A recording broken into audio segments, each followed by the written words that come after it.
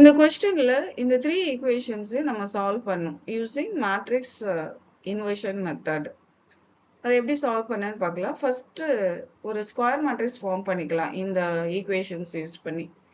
So இந்த square matrix எப்படி வரும்னா, இந்த கோஎஃபிஷியன்ட்ஸ் ஆஃப் எக்ஸ் இருக்கு இல்லையா, 3 1 2, அதை வச்சு ஃபர்ஸ்ட் காலம் எடுத்துக்கலாம். அதே மாதிரி coefficients of Y 2 2 -1 second column எடுத்துக்கலாம். கோஎஃபிஷியன்ட்ஸ் ஆஃப் இசட் வச்சு தேர்ட் காலம் எடுத்துக்கலாம். Next x equal to xyz matrix எடுத்துக்கலாம். தென் b is equal to 3 6 2 இந்த கான்ஸ்டன்ட் யூஸ் பண்ணி ஒரு மேட்ரிக்ஸ் எடுத்துக்கலாம். இல்லை a மேட்ரிக்ஸ் தான் ஸ்கொயர் மேட்ரிக்ஸ். ஸோ இந்த ஸ்கொயர் மேட்ரிக்ஸோட determinant value is not equal to 0வா இருக்கணும். ஏன்னா இந்த மேட்ரிக்ஸ் நான் சிங்குலர் மேட்ரிக்ஸாக இருக்கணும். அப்படி இருந்தால் மட்டும்தான் மேட்ரிக்ஸ் இன்வர்ஷன் மெத்தட் நம்ம ஃபாலோ பண்ண முடியும். ஸோ ஃபர்ஸ்ட் டிட்டர்மினன்ட் ஆஃப் ஏவை நம்ம ஃபைண்ட் அவுட் பண்ணிடுவோம். 3 into 2 minus of minus 3 minus 2 into 1 minus 6 minus 2 into minus 1 minus 4. இதை simplify பண்ணோம்னா 35 கிடைக்கும். So 35 is not equal to 0.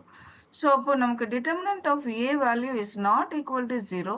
So நம்ம matrix inversion method follow பண்ணலாம். Next matrix inverse method follow பண்றதுக்கு adjointment of A find out பண்ணும். அதுக்கு ஒவ்வொரு element உடைய கோஃபேக்டர் கால்குலேட் பண்ணி அதை டிரான்ஸ்போஸ் பண்ணும். வர மேட்ரிக்ஸை டிரான்ஸ்போஸ் பண்ணும். இப்போ ஒவ்வொரு எலிமெண்ட்டுக்கும் கோஃபேக்டர் வேல்யூ எப்படி ஃபைண்ட் அவுட் பண்ணுறதுன்னு பார்க்கலாம். இப்போ இந்த ஃபர்ஸ்ட் எலிமெண்ட்க்கு கோஃபேக்டர் வேல்யூ பார்க்க போகிறோம். அதனால அந்த ரோவையும் அந்த காலமையும் ஹைட் பண்ணிக்கலாம். ஸோ கிடைக்கிற 2x2 மேட்ரிக்ஸோட கோஃபேக்டர் வேல்யூ எடுக்கணும். அதாவது டிட்டர்மினன்ட் எடுத்து ஃபர்ஸ்ட் எலிமெண்டா இருந்ததுன்னா பாசிட்டிவ் வரும். இங்க செகண்ட் எலிமெண்டா இருந்தா negative positive negative positive negative positive negative positive இந்த மாதிரி சைன்ஸ் இருக்கும். ஸோ கிடைக்கிற மேட்ரிக்ஸ்க்கு டிட்டர்மினன்ட் எடுக்கணும். ஸோ இந்த மாதிரி ஒவ்வொரு எலிமெண்ட்டுக்கும் கோஃபேக்டர் வேல்யூ எடுக்கிறோம். ஸோ இப்போ ஹைட் பண்றப்போ நமக்கு 2x2 மேட்ரிக்ஸ் எப்படி கிடைக்குதுன்னு நம்ம பார்க்குறோம். ஸோ அது அந்த கிடைக்கிற மேட்ரிக்ஸ்க்கு டிட்டர்மினன்ட் எடுக்கணும். டிட்டர்மினன்ட் எடுத்து அதோட சைன் நம்ம கரெக்டாக சப்ஸ்டியூட் பண்ணோம்னா நமக்கு கோஃபேக்டர் வேல்யூ கிடைக்கும். இப்போ கம்ப்ளீட் பண்ணியாச்சு. இதை சிம்பிளிஃபை பண்ணுவோம். நெக்ஸ்ட் இதை டிரான்ஸ்போஸ் பண்ணும். இப்போ டிரான்ஸ்போஸ் பண்ணுறதுனா என்னன்னா, இந்த ரோவை இந்த காலமாக மாற்றணும், இல்லை காலமாக ரோவை மாற்றணும்.